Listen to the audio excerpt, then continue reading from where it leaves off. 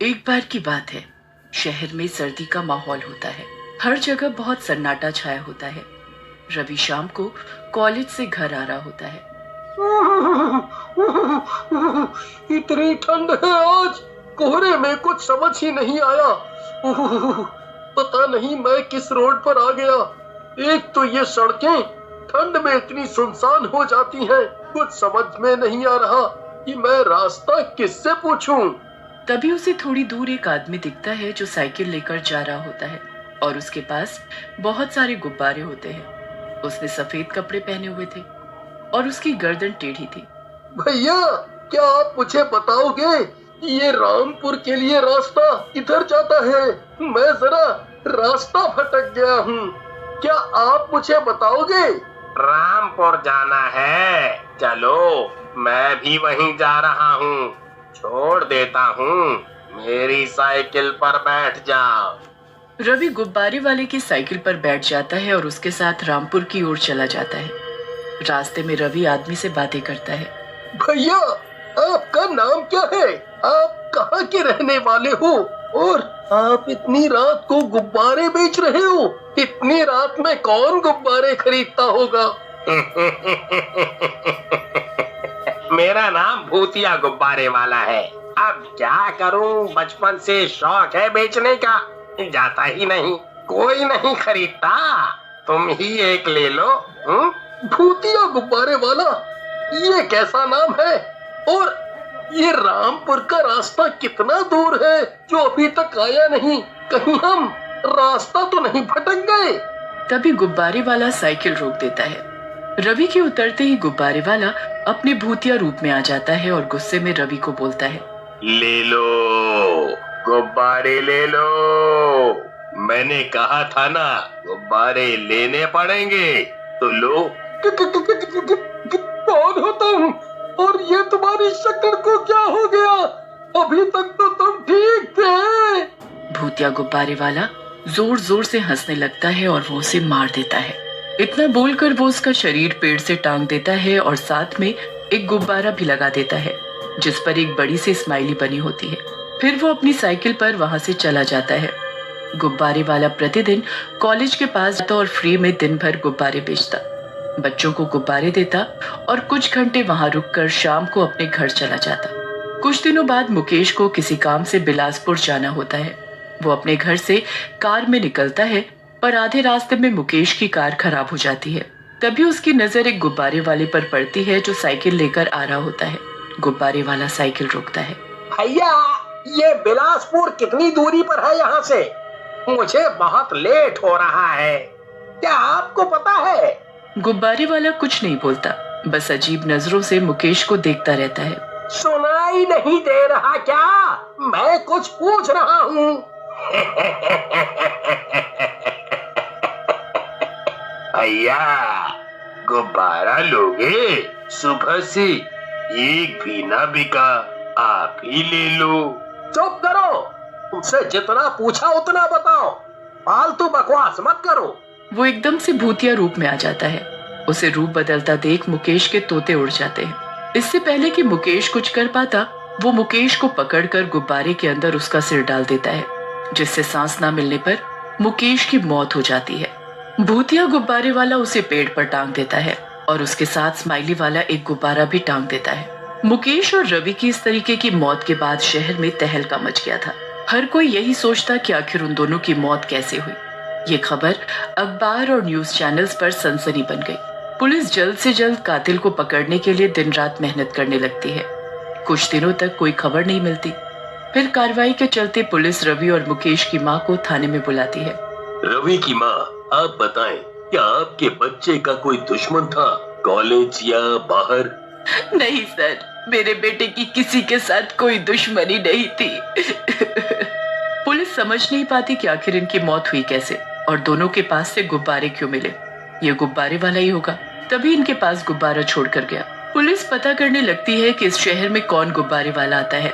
कुछ दिनों बाद पुलिस को राजन का शरीर मिलता है पेड़ से लटका हुआ। उसके पास भी एक स्माइल वाला गुब्बारा रखा मिला। लगता है ये सारी मौत का किस्सा कहीं न कहीं एक दूसरे से जुड़ा हुआ है। अभी तक की सबकी मौत एक ही तरीके से हुई है, मतलब कि इन सब को मारने वाला कोई एक ही सीरियल किलर है। पुलिस गुब्बारे वाले सीरियल किलर को ढूंढने लगती है। पुलिस को उस आदमी के बारे में पता चलता है जो शहर में गुब्बारे बेचता है।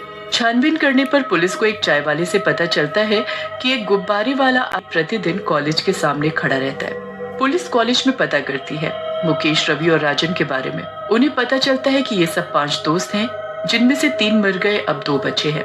अगली शाम राज कॉलेज से बाहर आता है और अपनी बाइक से घर जाता है। थोड़ी दूर पहुंचने के बाद ही अंधेरा छाने लगता है। सुहाना सफर और है मौसम हसी, सुहाना सफर और है मौसम हसी। वो बाइक बहुत स्पीड में चला रहा था कि अचानक उसके सामने एक बूढ़ा आदमी आ जाता है। राज समय से ब्रेक नहीं मार पाता और वो उस बूढ़े आदमी को टक्कर मार देता है।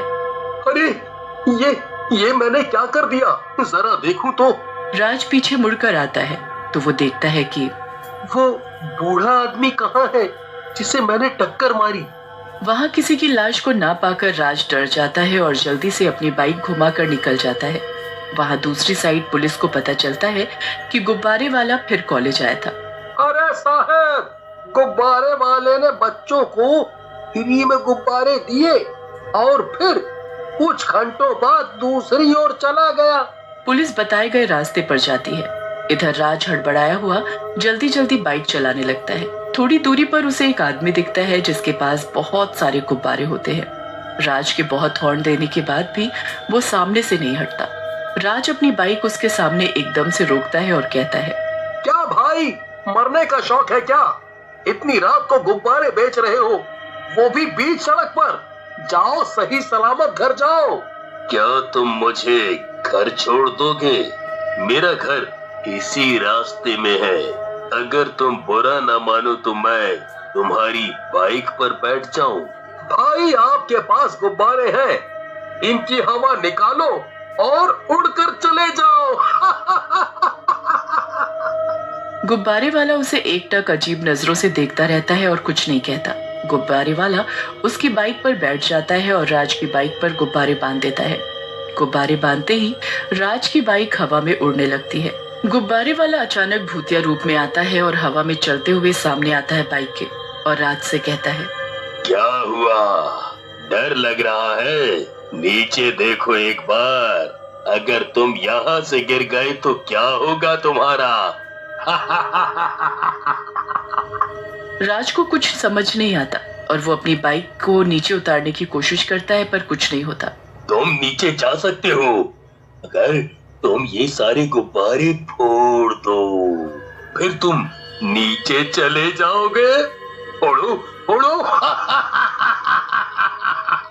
राज जल्दी से सारे गुब्बारे फोड़ने लगता है, पर गुब्बारे खत्म ही नहीं होते। राज का शरीर थकने लगता है। तुम मुझे क्यों परेशान कर रहे हो? मैंने तुम्हारा क्या बिगाड़ा है? हाँ, तुम सही बोलते हो। मैं तुम्हें क्यों परेशान कर रहा हूँ? तुमने तो मेरा कुछ नहीं बिगाड़ा। तुम एक काम करो, जो गुब्बारे तुमने मेरे फोड़े हैं उतने दोबारा फुला के दो, मैं तुमको पक्का छोड़ दूंगा। भूतिया गुब्बारे वाला राज को नीचे गिरा देता है और जोर से हंसने लगता है। कुछ देर बाद वहाँ पुलिस आ जाती है और वो राज को तड़पता हुआ देख लेते हैं। तुरंत एम्बुलेंस को फोन करो और राज को हॉस्पिटल भेजो। पुलिस बंदूक गुब्बारे वाले की तरफ तान देती है। पुलिस जैसे ही गोली चलाती है, गुब्बारे वाले के ऊपर कुछ असर नहीं होता। गोली उसके आर पार हो जाती है, पर उसे कुछ नहीं होता। भूतिया गुब्बारे वाला आसमान से गायब हो जाता है और पुलिस के पीछे खड़ा हो जाता है और धीरे से कहता है, अब मारो, मारो मुझे, मारो मारो, अब मारो।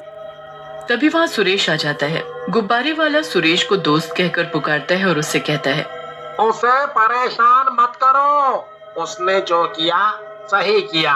उन तीनों ने इसके साथ गलत किया था और इसने उसका बदला लिया।